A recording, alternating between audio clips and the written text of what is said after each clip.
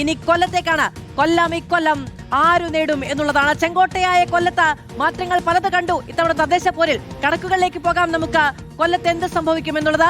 കൊല്ലത്താകെയുള്ളത് 11 സീറ്റാണെങ്കിൽ കഴിഞ്ഞ നിയമസഭാ തെരഞ്ഞെടുപ്പിൽ 9 സീറ്റുകളും LDF-നൊപ്പമായിരുന്നു.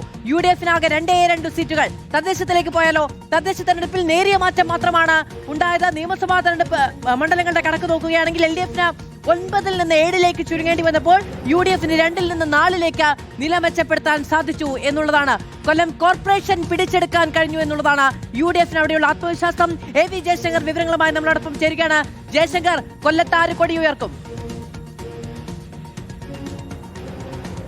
അതായത് മാധു, കൊല്ലത്താര് കൊടിയുയർത്തുമെന്ന് ചോദിച്ചാൽ LDF-നും UDF-നും വലിയ തോതിലുള്ള ആശയക്കുഴപ്പമുണ്ട്. കാരണം UDF ക്യാമ്പ് പറയുന്നത് 7ഓളം സീറ്റുകൾ നേടുമെന്നാണ്. LDF ക്യാമ്പും 7 സീറ്റുകളെന്ന അവകാശവാദം ഉന്നയിക്കുന്നുണ്ട്. പക്ഷേ ശക്തമായൊരു പോരാട്ടം കൊല്ലം ജില്ലയിൽ പല മണ്ഡലങ്ങളും നടന്നിട്ടുണ്ട്.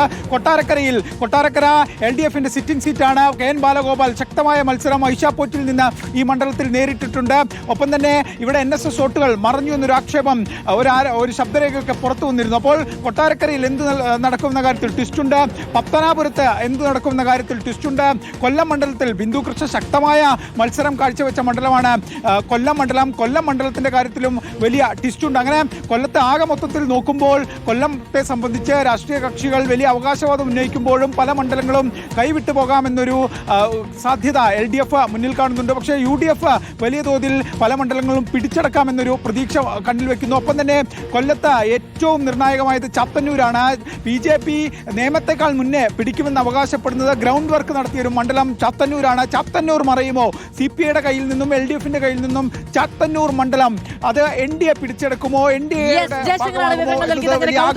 ഒളിപ്പിച്ചു വെച്ചിരിക്കുകയാണ് കൊല്ലത്തും.